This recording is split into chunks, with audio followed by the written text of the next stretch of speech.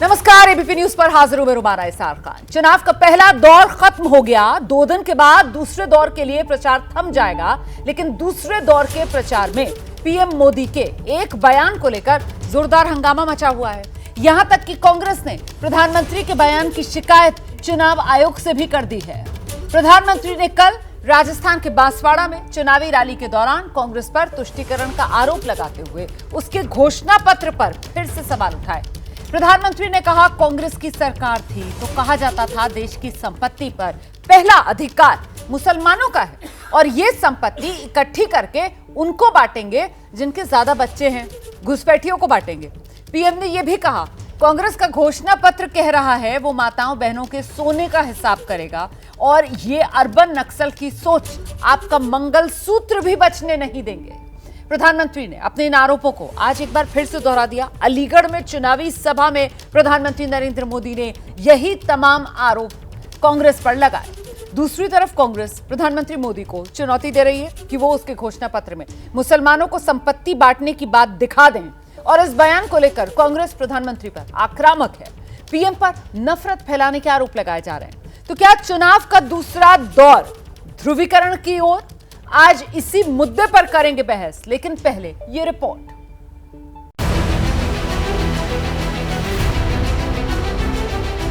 कांग्रेस के शहजादे का कहना है कि उनकी सरकार आई तो कौन कितना कमाता है, किसके पास कितना धन है, उसकी जांच कराएंगे।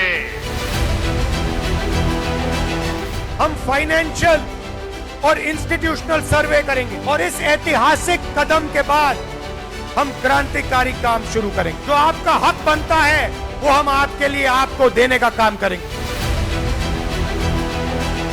मेरी चुनौती स्वीकार करें प्रधानमंत्री, हमारे घोषणा पत्र वो पृष्ठ दिखा दें, पेज दिखा दें जहां हमने कहा है सबसे इकट्ठा करके मुसलमानों में बांट दें। अभी अभी कांग्रेस पार्टी को मिर्ची लगी, क्यों करना है इस सर्वे को? कांग्रेस पार्टी पूरी नरेंद्र मोदी पर सवाल उठा रही। नफरत और समाज में जहर ना घोले। बहुसंख्यक आबादी जो है बेरोजगारी से, महंगाई से, गरीबी से त्रस्त हो चुका है। ये अर्बन नक्सल की सोच मेरी माताओं बहनों, ये आपका मंगलसूत्र भी बचने नहीं देंगे। मंगलसूत्र कोविड के दौरान छिने थे। माफी मांगी प्रधानमंत्री ने देश की बहुओं से, बेटियों से, बहनों से। प्रधानमंत्री जी बताएं कि 10 साल उन्होंने क्या काम किए। मनमोहन सिंह आपके प्रधानमंत्री ने कहा था संसाधन पर पहला अधिकार माइनॉरिटी का है, आदिवासी दलित का नहीं है। हमारे मैनिफेस्टो में कहीं हिंदू मुस्लिम का जिक्र हो तो या तो हम राजनीति छोड़ देंगे और अगर जिक्र नहीं हो तो ये राजनीति छोड़ दें।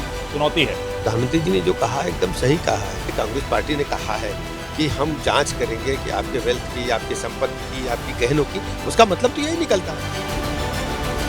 हम तमाम बैठे हुए लोगों के लिए एक सीट बनना, एक सीट प्राप्त करना, एक एमपी बनना महत्वपूर्ण है। इस देश की संविधान के शासन को बचा करके रखना।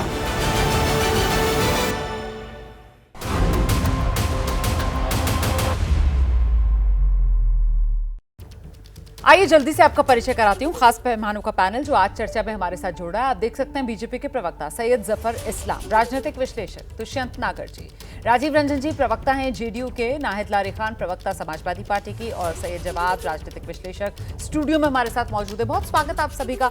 मैं चर्चा शुरू करूंगी लेकिन उससे पहले इस वक्त एक बड़ी खबर आ रही है, बिहार से आ रही है, पूर्णिया से आ रही है।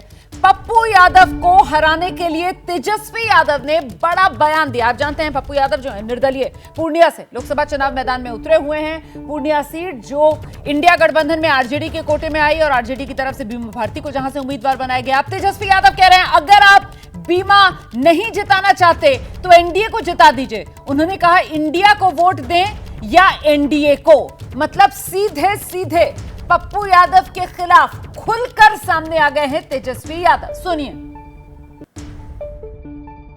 एकजुट रहना है, किसी के धोखे में नहीं आना। ये कोई एक व्यक्ति का चुनाव नहीं है, ये दो धारा, या तो एनडीए या तो इंडिया, या तो एनडीए या तो इंडिया की लड़ाई है। या तो आप इंडिया को चुनो, और इंडिया को अगर नहीं चुनते हो बीमा भारती को, तो आप एनडीए को चुन रहे हो। साफ बात, साफ बात है। तो ये आप तेजस्वी यादव को सुन रहे थे। पूर्णिया के अंदर मामला बड़ा दिलचस्प हो गया है। जिस तरीके से निर्दलीय के तौर पर पप्पू यादव जो हैं वो चुनाव मैदान में उतरे हुए हैं, और इसी लड़ाई में तेजस्वी यादव अपील ये कर रहे हैं कि साहब मामला आर पार का रखिए, या तो इंडिया या एनडीए। खैर, अब मैं दोबारा अपनी बहस पर आने जा रही हूं, जहां मुद्दा बड़ा ये है। हम प्रकाश कुमार के पास पहले चलते हैं। बिहार में जिस तरीके का बयान तेजस्वी यादव की तरफ से दिया गया, उसको लेकर जो सियासत गरमाई हुई है, जरा जानते हैं प्रकाश कुमार से। मतलब साफ तौर पर बीमा भारती अगर हारे तो पप्पू यादव भी हारे ही, इसी को सुनिश्चित करते हुए इंडिया वर्सेस एनडीए की लड़ाई पूर्णिया वाली बना रहे हैं तेजस्वी यादव। रोमाना, त्रिकोणीय लड़ाई है पूर्णिया में, और पप्पू यादव जो हैं वो पूरी तरह से कैंपेन किए हुए हैं। पिछले कई महीने से लगातार वहां थे, और आखिरी वक्त में बीमा भारती को टिकट दे दिया गया है। ये लोग वहां जान रहे हैं, राजनीतिक पंडित भी देख रहे हैं कि किस तरह से त्रिकोणीय लड़ाई में पप्पू यादव और आर पार की लड़ाई में सामने आ चुके हैं। कहीं ऐसा तो नहीं कि पप्पू यादव का मुकाबला संतोष कुशवाहा जो जेडीयू के उम्मीदवार हैं उनसे हो रहा है। तो ऐसे में बीमा भारती कहीं तीसरे नंबर पर तो नहीं जा रही हैं। तो ऐसे में आखिरी दाव तेजस्वी का ये है कि अगर वो इंडिया को नहीं जिता रहे, यानी कि बीमा भारती को उनके समर्थक अगर वोट नहीं दे रहे हैं, तो इससे बेहतर है कि एनडीए के उम्मीदवार जो जेडीयू के हैं संतोष कुशवाहा को जिता दे। ये पहली मर्तबा होगा ऐसा। तो मतलब वो है ना कि हम तो डूबेंगे सनम, तुमको भी ले डूबेंगे। वही कुछ अंदाज यहाँ पर तेजस्वी यादव का इस तौर पर नजर आ रहा है कि अगर आरजेडी की कैंडिडेट बीमा भारती आ रहे हैं, तो फिर पप्पू यादव की नैया तो कतई पार न लग पाए। इसीलिए जब जनसभा कर रहे हैं पूर्णिया में तेजस्वी यादव, तो साफ तौर पर जनता को संदेश ये दे रहे हैं कि ये जो लड़ाई हो रही है ना पूर्णिया वाली, दो विचारधाराओं की लड़ाई है। या तो इंडिया या फिर एनडीए को चुन लीजिए। मतलब पप्पू यादव को सिरे से चुनावी लड़ाई से खारिज करते हुए तेजस्वी यादव। लेकिन जनता क्या करेगी, जनता ने क्या बन बनाया, ये तो 4 जून को ही पता चलेगा। बहुत शुक्रिया आपका प्रकाश कुमार, फिलहाल इस तमाम जानकारी के लिए। और अब हम रुक करने जा रहे हैं अपनी बहस का, जहां चर्चा इस बात को लेकर हम करेंगे कि ये दूसरे दौर वाला जो चुनाव है, क्या वो ध्रुवीकरण की ओर बढ़ता हुआ नजर आ रहा है। और इसका जवाब सबसे पहले जफर भाई से लेंगे।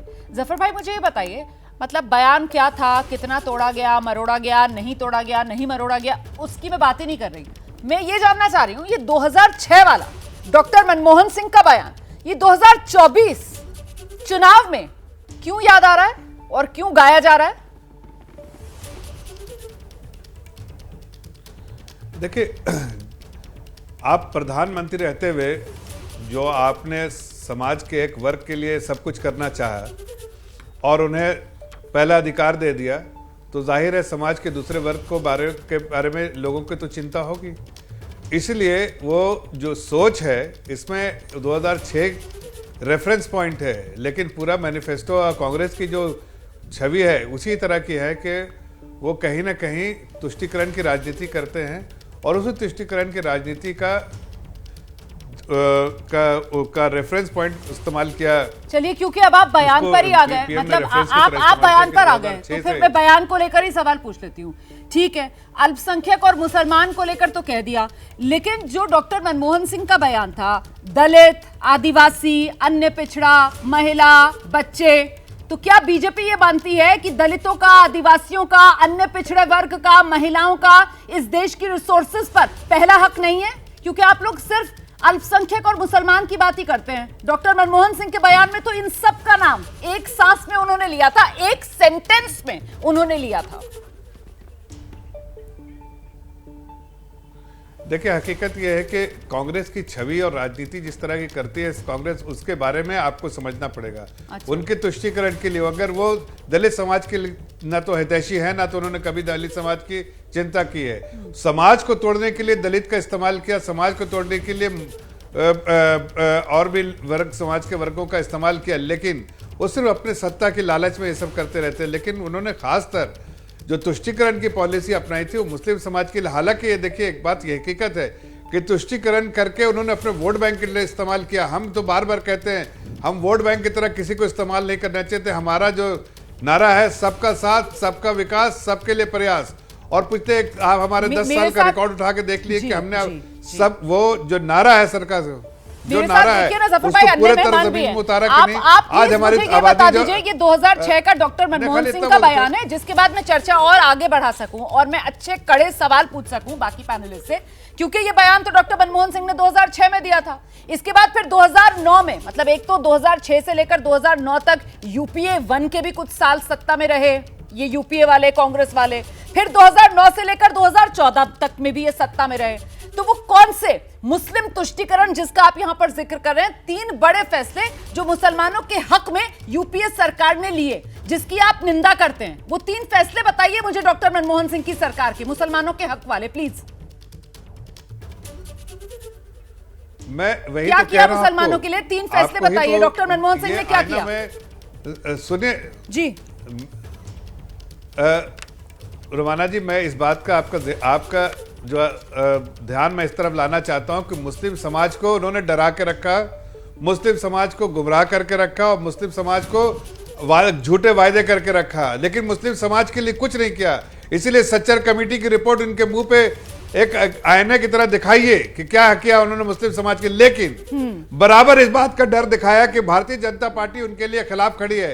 हकीकत यह है कि आप हमारे 10 साल का, जो मैंने आपको कहा 10 साल का जो हमारा गवर्नेंस मॉडल है, उसमें आप बताइए कि मुस्लिम समाज 12, 15, 14% आबादी है, लेकिन जो बेनिफिशियरी में है वो 22% से ज्यादा जो है गवर्नमेंट की जो स्कीम आई है, वेलफेयर स्कीम, उसमें हकदार कौन हुए? मुस्लिम समाज। ये मैं बताना चाहती हूँ अपने दर्शकों को, जिस बात का जिक्र सैयद जफर इस्लाम कर रहे हैं कि जो बात डॉक्टर मनमोहन सिंह कह रहे थे बकौल प्रधानमंत्री नरेंद्र मोदी या बकौल बीजेपी के कि इस देश के रिसोर्सेज पर पहला अधिकार मुसलमानों का है, उस पर सवालिया निशान कांग्रेस की तरफ से। और ये स्टेटमेंट भी मेरे हाथ में है डॉक्टर मनमोहन सिंह का, जिसमें उन्होंने जो बोला था एक पूरा सेंटेंस, उसमें उन्होंने माइनॉरिटीज और मुस्लिम्स के साथ साथ SC, ST, other backward classes, मतलब दलित, आदिवासी, अन्य पिछड़ा वर्ग, अल्पसंख्यक, महिला, बच्चे, इन सब का जिक्र किया था। डॉक्टर जफर इस्लाम ये कह रहे हैं कि साहब आप समझिए इस बात को कि कांग्रेस ने सिर्फ और सिर्फ तुष्टीकरण किया, मुसलमानों के लिए कुछ नहीं किया। और पिछले 10 साल में मोदी सरकार ने मुसलमानों के लिए क्या किया? जो सरकारी योजनाएं हैं उसमें, सरकारी योजनाओं में आबादी से कहीं ज्यादा फायदा इस देश में किसे मिल रहा है? इस देश के मुसलमान को मिल रहा है। इतना ही नहीं, मैं आपको और बताती हूं, जो हज है उस पर जीएसटी मोदी सरकार ने घटाया है मुसलमानों की आसानी के लिए, 18% से घटाकर 8% कर दिया गया। इतना ही नहीं, मुसलमानों के लिए मोदी सरकार जो योजनाएं चलाती है, नई उड़ान योजना, शादी शगुन योजना, उस्ताद योजना, सीखो कमाओ योजना, ईदी योजना, ईद होता है ना त्योहार मुसलमानों का, उसी से जुड़ी हुई ईदी योजना, नई मंजिल योजना, हमारी धरोहर योजना, बेगम हजरत महल राष्ट्रीय छात्रवृत्ति योजना। मतलब दुष्यंत जी, कांग्रेस जो है वो सिर्फ कहती या तुष्टीकरण करती चली गई कि पहला अधिकार मुसलमानों का है, जबकि इस देश में मुसलमानों को असली अधिकार कौन दे रहा है, प्राथमिकता कौन दे रहा है? वो तो मोदी सरकार दे रही है। तो ये तुष्टीकरण ये कर रहे हैं, ये तुष्टीकरण है, ये तो सबका साथ सबका विकास कैसे हो गया? भाई जब आप हद से ज्यादा दे रहे हो तो आप तुष्टीकरण कर रहे हो, आप पसमंदा करते हो तो आप तुष्टीकरण नहीं करते क्या? ये तो जवाब इनको देने होंगे। लेकिन सच्चाई ये है, भारतीय जनता पार्टी सिर्फ कहती है, इनके जुमले हैं। कितने मुसलमानों को इन्होंने लोकसभा में भेजा, कितने को राज्यसभा में भेजा? मुझे लगता है जफर भाई का भी कार्यकाल समाप्त हो चुका। देखिए जो डॉक्टर सिंह ने कहा, डॉक्टर मनमोहन सिंह ने कहा, राजनीतिक प्रतिनिधित्व की बात नहीं हो रही है मुसलमानों की। चलिए जी, मैं डॉक्टर मनमोहन सिंह के बयान पे आ जाता हूँ। हाँ, उन्होंने जो बोला, उनकी संख्या 95% है। देश की महिलाएं 50% आधी आबादी के लिए उन्होंने बोला। हाँ। ओबीसी, एससी, एसटी, मुसलमान के लिए उन्होंने बोला, तो ये तो 95% के आसपास हैं। तो देश के दबे कुचले पिछड़े वर्ग के, आदिवासी वर्ग के और अल्पसंख्यक वर्ग के 95% लोगों का अधिकार होना ही चाहिए। मैं तो समझता हूं मतलब इसमें डॉक्टर मनमोहन सिंह ने कुछ गलत नहीं कहा। वो कह रहे हैं दलित, आदिवासी, अन्य पिछड़ा वर्ग, अल्पसंख्यक, बिल्कुल माइनॉरिटीज जिसको वो कह रहे हैं, वो कह रहे हैं महिलाएं और वो बच्चे कह रहे हैं। और महिलाएं तो सभी महिलाएं, सबकी महिलाएं। चाहे वो अमीर गरीब कोई भी है, तो महिलाओं को मिलना चाहिए प्रतिनिधित्व। लेकिन पता नहीं आज भारतीय जनता पार्टी को दर्द क्यों हो रहा है 2000। नहीं, एक सेकंड, जो बात आप कह रहे हैं उसके बाद तो फिर डॉक्टर जफर इस्लाम के पास चलना पड़ेगा ना। हाँ। और जफर भाई से पूछना पड़ेगा कि अभी अभी जो जफर भाई कह रहे थे कि साहब ये डराने का, गुमराह करने का, जो कुछ देर पहले आप अपने जवाब में कह रहे थे कि कांग्रेस काम करती थी, क्या अब वही सत्ता में आने के बाद बीजेपी काम कर रही है क्या? वरना तो इन सब के बजाय सिर्फ डॉक्टर मनमोहन सिंह के उस पैराग्राफ में से माइनॉरिटी और मुस्लिम ही क्यों चुना गया? क्यों उसमें से काट दिया गया दलित, आदिवासी, अन्य पिछड़ा वर्ग, महिला, बच्चे? सैयद जफर इस्लाम, देखिए ना, हमारा नारा क्या है? सबका साथ, सबके लिए प्रयास, सबका विकास। हमने कोई नारे में कोई एक वर्ग के बारे में बात की है? देश की जनता के बारे में बात की है। और जब हम बात करते हैं 10% अगर रिजर्वेशन देते हैं तो किसको देते हैं? Economically weaker section. उसमें कौन आता है? मुस्लिम समाज के भी लोग आते हैं, अलग समाज के भी लोग आते हैं। पसमानदा कहते हैं तो पसमानदा का मतलब क्या होता है? Weaker section of the society. उसके लिए अफर्मेटिव एक्शन होना चाहिए। तो क्या गलत है? लेकिन अगर ये कहे कि इसमें अधिकारी है, और उस आज के परिप्रेक्ष्य में देखिए तो जो कांग्रेस पार्टी और उसके जो शहजादे लोग ये यही बात कर रहे हैं मुस्लिम समाज को फिर से गुमराह करने की, इसलिए ये मजबूरी है बताना पड़ रहा है देश की जनता को कि तुम्हारी ये कांग्रेस पार्टी की सोच क्या है। ठीक है, ठीक बस जफर भाई, प्रधानमंत्री जी ने संसद में बोला था मुझसे बड़ा ओबीसी कौन है। आप कह रहे हैं ना सबको साथ लेके हम लोग चलते हैं। प्रधानमंत्री जी ने बोला, पूरे देश ने देखा। आपको एक उदाहरण दे रहा हूं, उत्तर प्रदेश में शिक्षक भर्ती हुई जिसमें युवाओं को ओबीसी के वर्ग से जो आने वाले थे उनको उनके अनुपात में जो संविधान सम्मत है उसमें आरक्षण प्राप्त नहीं हुआ। पिछड़ा वर्ग आयोग ने लिखा, हाई कोर्ट ने, सुप्रीम कोर्ट में, वो मामला आज भी लंबित है। अभी कुछ दिन पूर्व तक युवा सर्दी के मौसम में इको गार्डन में धरना कर रहे थे। आप बात करते हैं सबका विकास की, आप 2-4 लोगों का विकास करते हैं। आपने 170 एयरपोर्ट, 140 कथित रूप से जो संख्या है वो बनाए, तो उसमें से अधिकांश किसको दिए? पूरा देश जानता है, एक उद्योगपति को दिए। आपने लाइसेंस जो भी दिया वो किसको दिया? 5G का, वो भी पूरा देश जानता है किसको दिया।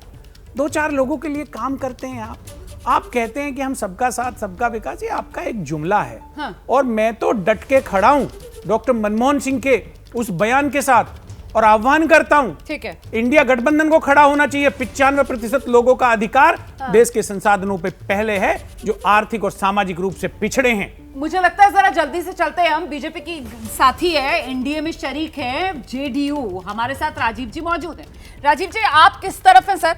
अगर डॉक्टर मनमोहन सिंह ने 2006 में ये बात कही थी कि साहब दलित, आदिवासी, अन्य पिछड़ा वर्ग, अल्पसंख्यक, महिला, बच्चे, है ना भाई, देश की जो संपत्ति है, जो रिसोर्सेज हैं, उस पर पहला हक इनका है, इनका पहला अधिकार बनता है। आपको इस पे कोई एतराज है या सही है? देखिए, मुझे ऐसा लगता है, हाँ जी, शायद मनमोहन सिंह जी ने जो भी कहा हो, लेकिन उन्हें इस बात का स्मरण होना चाहिए था कि हिंदुस्तान की आज़ादी 1947 में और 2006 में उनका ये बयान है। इस दौरान 10 वर्ष अगर छोड़ दिए जाए तो सत्ता में कांग्रेस रही। बिल्कुल। और जिन 95% लोगों के हक और उनके अधिकार को लेकर के वो इतने मुखर दिख रहे थे, तो सबसे पहले तो उन्हें कांग्रेस के आला नेताओं से ये पूछना चाहिए था कि आपने इन वर्गों के लिए दरअसल किया क्या है। और चूंकि मनमोहन सिंह जी उस दौर में भी प्रधानमंत्री थे जब जातीय जनगणना कराने का फैसला केंद्र सरकार ने लिया, और उसके आंकड़े भी वो सार्वजनिक नहीं कर पाए। हम लोगों ने उस समय भी कहा था कि अगर ये आंकड़े सार्वजनिक होते तो निसंदेह योजनाओं के निर्धारण में केंद्र सरकार को मदद मिल सकती थी। तो एक तरफ आप इन वर्गों के शुभचिंतक होने की बात करते सामने आ पाए ना, और ये सच है। सच्चर कमेटी तो आए नहीं सामने अब तक। बाद में भी इतना समय था, बाद में भी आ सकते थे, है ना? नहीं, मैं जी देखिए, वो तो बिहार में नीतीश कुमार जी ने अगर अपनी इच्छा शक्ति का परिचय दिया तो बिहार में आंकड़े सार्वजनिक हुए। तो हम केंद्र एनडीए में के भी ज्यादातर आपके constituent साथ हैं ही और रहे हमारे राज्य में तो ऐसा और हुआ। आप भी रहे सत्ता में, तो मतलब चाहते तो यहाँ पर भी आ जाते। देखिए वो अलग डिबेट है, ठीक है जी। देखिए, सबसे पहले वो जब वो विषय होगा तो निसंदेह उस पर अपनी बात रखूंगा, लेकिन मैं एक बात कहना चाहूंगा। ये बराबर जो गैर बराबरी को लेकर जिस तरीके से संसाधनों के असमान वितरण को लेकर कांग्रेस अगर मुखर होती है, तो कांग्रेस को हिंदुस्तान में अपने शासन के 60 वर्षों के दौरान किए जो उनके जो कार्य हैं, जो उनकी उपलब्धियां हैं, उस पर भी उन्हें श्वेत पत्र जारी करना चाहिए। और तब आप ये पूछेंगे कि सामने वाले ने क्या किया, इसलिए कि आपके पास इतना लंबा समय आपको मिला देश की जनता की सेवा करने का, सभी वर्गों को उनका वाजिब हक आप दिला सकते थे। लेकिन सच्चर कमेटी ने तो मुसलमानों की बदहाली और उनकी दयनीय स्थिति की भी तस्वीर आ रही हूँ, दोबारा आऊंगी सर आपके पास। जिस बात का जिक्र यहाँ पर राजीव रंजन जी कर रहे हैं कि साहब क्योंकि इतने वक्त तक देश पे राज किसने किया? कांग्रेस ने ही राज किया है ना, 70 साल में से 60 साल उन्होंने ही राज किया। ऐसे में गैर बराबरी, वो ये कह रहे हैं कि साहब गैर बराबरी की बात अगर कांग्रेस करती है तो फिर तो कांग्रेस को अपनी गिरेबान के भीतर ही झांकना चाहिए। मतलब वो अलग दिशा में लेकर जा रहे हैं, बीजेपी अलग दिशा में लेकर जा रही है। अभी तक तो वो अल्पसंख्यक और माइनॉरिटीज और मुसलमान को लेकर बात कर रही थी, लेकिन आज जब मैं पूरा का पूरा सेंटेंस पढ़ के सुना रही हूं कि डॉक्टर मनमोहन सिंह ने दलित, आदिवासी, अन्य पिछड़ा वर्ग, minority and women and children और महिला और बच्चे, इन सब की बात की थी और यही कहा था they must have the first claim on resources. आइए देखिए, वो कत्ल भी करते हैं तो चर्चा नहीं होता, हम भी करते हैं तो हो जाते हैं बदनाम। माननीय प्रधानमंत्री जी के दिए हुए वक्तव्य के ऊपर ना मुझे गुस्सा आ रहा है, ना प्रतिक्रिया जो लोग दे रहे हैं वो आ रहा। आज मुझे बहुत दया आ रही है। किस पर? और माननीय प्रधानमंत्री जी के स्टेटमेंट पे दिए क्या बात कर रहे हैं? वो इसलिए आ रही है, हाँ। बिल्कुल इसलिए आ रही है क्योंकि देखिए, जिस तरीके से झूठ बोलना, जिस तरीके से बयान को तोड़ मरोड़ करके करना, और ये पहली बार नहीं है। इससे पहले आपने सुना होगा कि माननीय मनमोहन सिंह के कभी बाथरूम में घुस जाते हैं और ये देख करके आते हैं कि उन्होंने रेन कोट पहना है या नहीं पहना है। उससे पहले स्टेटमेंट कभी जर्सी गाय महिलाओं के अपमान के लिए, कभी हाइब्रिड बछड़ा, 50 करोड़ की गर्लफ्रेंड, इस तरीके की हमने बयानबाजी सुनी है। और दया इसलिए आ रही है, लगता है हार जो है वो सामने जो है बिल्कुल मुकाबला हो गया, ऐसा लगा, इसीलिए ऐसे बयानबाजी आ रही। आप बताइए इन 10 सालों के अंदर क्या कार्यकाल रहा?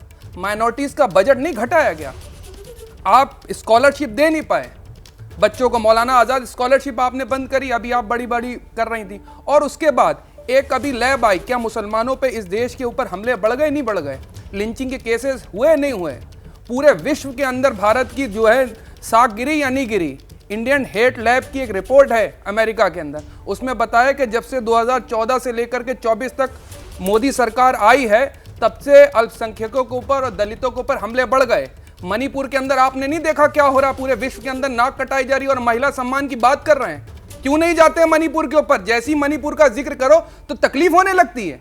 महिलाओं को नंग करके जो है वो घुमा दिया गया, इनके दिलों के अंदर दिल नहीं है, भावनाएं नहीं है, आहत नहीं होती। यहां पर आकर के जुमलेबाजी फेंकेंगे देश को जो है हिंदू मुसलमान की डायरेक्ट। और हैरत की बात है, चुनाव आयोग कहां सोया हुआ है? क्या कार्रवाई कर रहा है? आएंगे तो खाली लंबे लंबे जुमलेबाजी करेंगे चुनाव आयोग के लिए। अभी शाम में गई है ना कांग्रेस पार्टी शिकायत लेकर चुनाव आयोग। लेकिन एक मिनट, आपने जो आरोप लगाए, एक मैं छोटा सा जवाब ले लूं। नाहिद, मैं आपके पास उसके बाद आऊंगी। एक छोटा सा जवाब मैं पहले सैयद जफर इस्लाम साहब से ले लूं।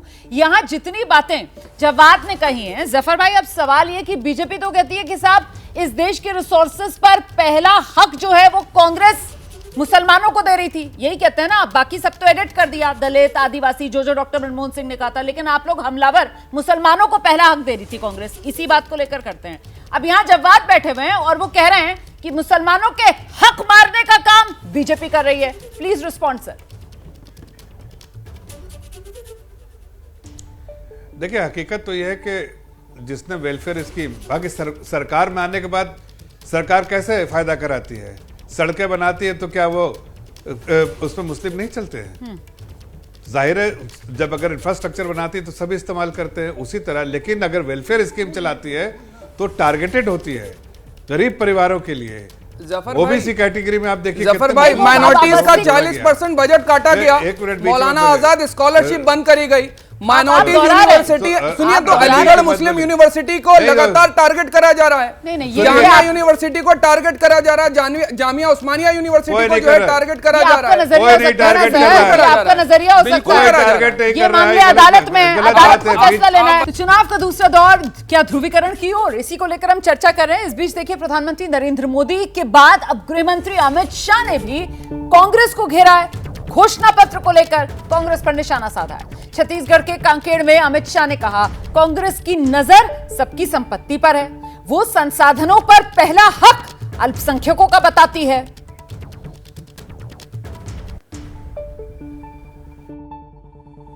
मैं आज कांग्रेस पार्टी को पूछना चाहता हूं, आपके घोषणा पत्र में सर्वे की बात है या नहीं है?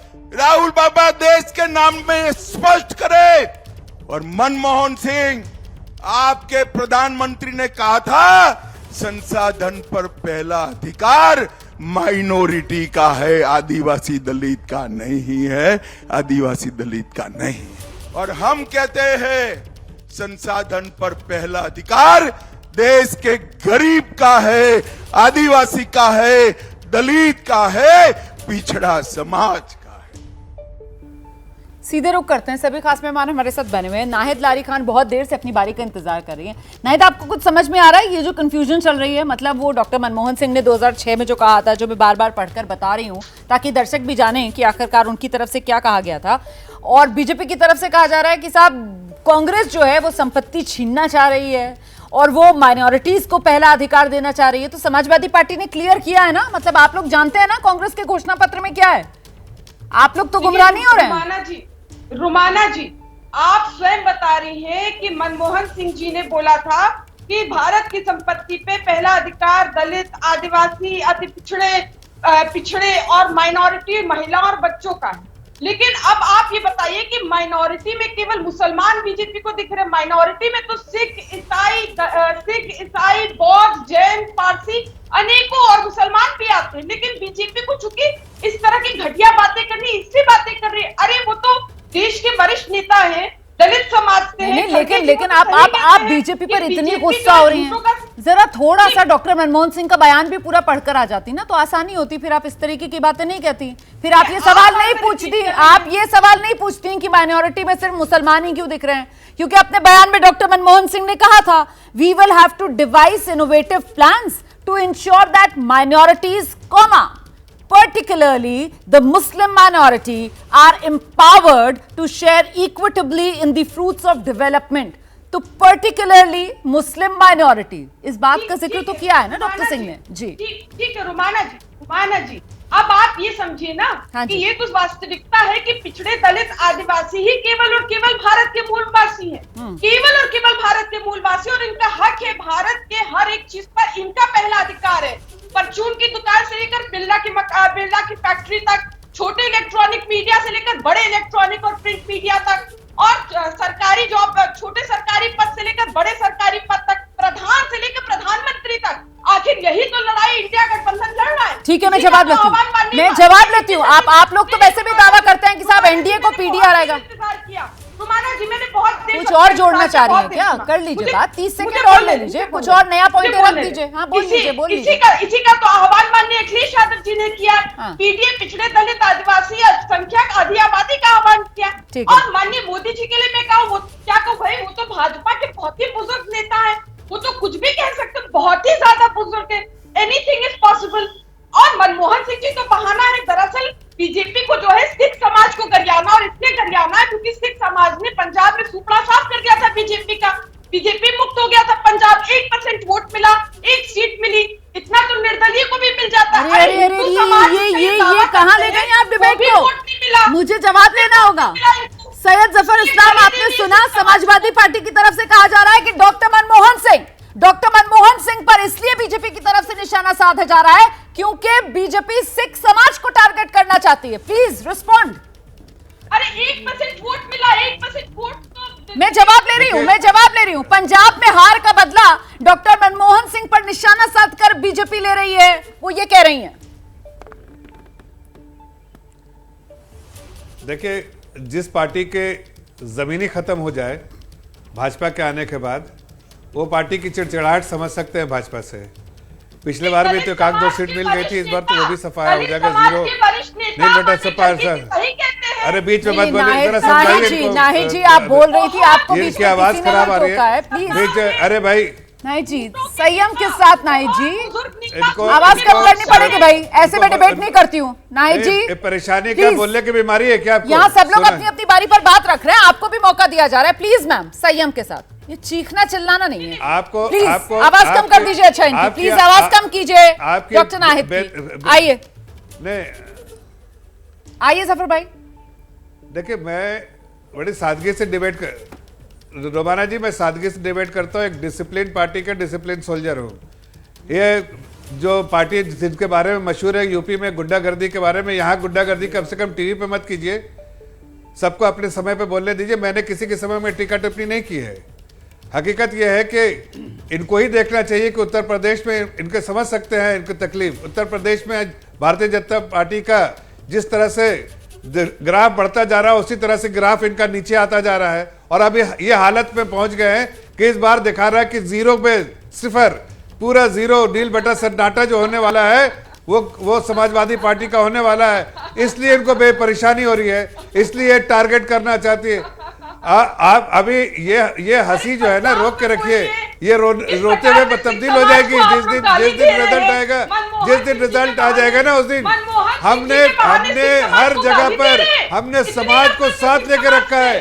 ये नहीं कि पीडीए और सीपीए और फलाना और ढमकाना, ये सब आप लोग करते हैं समाज को तोड़ने के लिए। एमवाई तो फलाना है, तब मुस्लिम यादव आप करती है, हम नहीं करते। हमने कहा कि अब मुस्लिम यादव की वजह से कहीं आपको मुस्लिम का वोट नहीं चाहिए, कह दीजिए मुस्लिम का वोट नहीं चाहिए। आज यादव अलग है, मुस्लिम अलग है, कह दीजिए।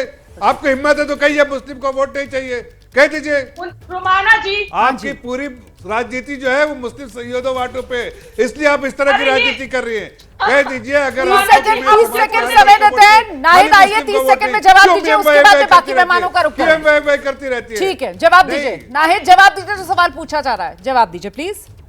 अरे ये जिस प्रकार से अभी फर्स्ट फेज का चुनाव हुआ और उत्तर प्रदेश की 8 सीटों पे बीजेपी का सफाया होने वाला, इनके जो समर्थक है बीजेपी के समर्थक जिनको ये जेबी वोटर कहते थे, वो तो हाथ में गंगा जल ले लिया था इनके खिलाफ, वो नहीं निकले बाहर आपको वोट करने। मुस्लिम समाज अगर आपको छोड़ देगा तो आप कहीं के नहीं रहोगी, कहीं के नहीं रहोगी। मुस्लिम बौखला तो आप गए, मुस्लिम समाज का वोट लेने के लिए मुस्लिम समाज को भी छोड़ दिया है। आज क्या कर रहे हैं आप लोग? आप लोग क्या कर रहे हैं? अभी क्या कर रहे हैं आप लोग? नहीं अभी क्या कर रहे हैं? संयम के साथ मुखिया क्या कर बाकी रहे हैं? मेहमानों को भी ले आइए जरा। मैं राजीव जी से एक सवाल लेना चाहती हूँ, बहुत देर से अपनी बारी का इंतजार कर रहे हैं। राजीव जी मैं आपसे ये जानना चाहती हूँ सर, ये बहस जिस दिशा में बढ़ रही है, ये जो आरोप प्रत्यारोप का खेल खेला जा रहा है, इसमें विपक्ष की तरफ से साफ तौर पर यह कहा जा रहा है कि साहब दरअसल कंधे का इस्तेमाल, नाम का इस्तेमाल मुसलमानों का किया जा रहा है, निशाना कांग्रेस पर साधा जा रहा है, लेकिन जो बड़ी साजिश बीजेपी की तरफ से रची जा रही है वो इस देश के दलित, आदिवासी, अन्य पिछड़ा, अल्पसंख्यक, महिला, सबका हक छीनकर वही जो आरोप विपक्ष लगाता है ना, अपने दो मित्रों को देने की ये पूरी जुगत है। राजीव जी देखिए रोमाना जी, दुनिया की एक बड़ी आर्थिक शक्ति के तौर पर भारत का उदय हो रहा है। हाँ जी। और दूसरा तथ्य है कि दुनिया की दूसरी बड़ी आबादी, मुसलमानों की आबादी, इंडोनेशिया के बाद हिंदुस्तान में है। और इस आबादी को किसी एक पॉलिटिकल पार्टी की सरपरस्ती में अगर ऐसा लगता है कि उनके साथ न्याय हो गया तब तो कोई बात नहीं, लेकिन अगर वो आज़ादी के पिछले 77 वर्षों को देखेंगे तो आज भी मुसलमानों की आर्थिक, शैक्षिक, राजनीतिक जो सामाजिक हैसियत है वो उस तरह नहीं है जो उनकी कुर्बानियां इस देश की आज़ादी से लेकर भारत के नवनिर्माण तक है। इसीलिए उन्हें एक विकल्प के तौर पर एनडीए के साथ आना चाहिए। और यहाँ जब सबका साथ सबका विकास, प्रधानमंत्री नरेंद्र मोदी ने अगर विमर्श में मनमोहन सिंह के उस बयान को सामने लाया है, तो दूसरी तरफ यह भी सच है कि यहाँ केवल बातें नहीं होती है, यहाँ सबके साथ न्याय होता है। शिकायत हो जाती है ना, तो इसलिए मुसलमानों को तो शिकायत हो जाती है। अब यहाँ पर जैसे जवाद बैठे हुए हैं, उन्होंने बता दिया क्या क्या हक मारा गया मुसलमानों का पिछले 10 साल में। इसके अलावा जिस तरीके से कई नेता सत्ता पक्ष के वो निशाने पर मुसलमानों को लेते हैं, यहां तक कि संसद के भीतर खड़े होकर जिस तरीके की बातें मुसलमानों के लिए कह दी जाती हैं सर, ज्यादा बच्चों से लेकर घुसपैठिए से लेकर सारे आरोप मुसलमानों पर लगा दिए जाते हैं, फिर भी आपको लगता है कि एनडीए को विकल्प के तौर पर इस देश का मुसलमान देखेगा क्या जवाब? जी, वो रात इंदौरी साहब का फिर एक शेर याद आ गया कि झूठों ने झूठों से कहा है सच बोलो, सरकारी ऐलान हुआ है सच बोलो। और पार्टी के अंदर झूठों की एक मंडी है, पार्टी के दरवाजे पे लिखा है सच बोलो। एक से बड़ा एक झूठ भारतीय जनता पार्टी के लोग बोलते हैं। लेकिन अफसोस की बात ऐसी हुई, 70 सालों में हमने तमाम प्राइम मिनिस्टर देखे, बेइंतहा पढ़े लिखे प्राइम मिनिस्टर देखे, इकोनॉमिस्ट देखे, कुछ काम करने वाले देखे, कुछ धीमी गति से काम करने वाले देखे, लेकिन ऐसे पहले प्रधानमंत्री हैं, बड़े अफसोस के साथ कहना पड़ता है कि सबसे ज्यादा झूठ बोलने वाले प्राइम मिनिस्टर अगर कोई है देश के तो हमारे देश के प्राइम मिनिस्टर ने। मुझे जवाब लेना, वो झूठ नहीं बोलते। सैयद जफर इस्लाम जवाब दीजिए, सीधा अटैक या नरेंद्र मोदी पर कर रहे हैं? सैयद जवाब देखिए, इन्हें अपने आईना में खुद देख लेना चाहिए।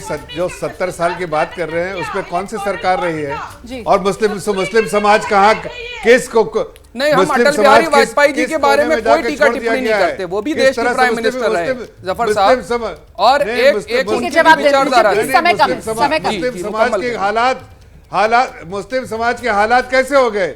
आप मुस्लिम समाज के हालात कैसे कर दिए गए, ये किसने किया? बिल्कुल, आप जरा देखिए तो सही। बानों की याद आ जाती है मुझे जब समय आज मेरे पास इतना ही है, लेकिन वाकई में इसमें कोई दो राय नहीं हो सकती है कि आजादी के बाद से अब तक जिस तरीके से सच्चर कमेटी की रिपोर्ट में सामने आया था ना कि इस देश में दलितों से भी खराब हालत में अगर कोई समुदाय है तो वो मुसलमान है, तो वाकई में यकीनन भले ही तुष्टीकरण की राजनीति हुई हो, भले ही वोट बैंक की राजनीति हुई हो, लेकिन मुसलमानों के हित की राजनीति तो इस देश ने नहीं देखी। और अगर भारत को 2047 तक विकसित भारत बनना है तो फिर वो करोड़ों की आबादी वाला मुस्लिम नागरिक, उसको भी बराबर की हिस्सेदारी, बराबर की भागीदारी की दरकार है। बहुत शुक्रिया आप सभी का आज की चर्चा में हमारे साथ जुड़ने के लिए।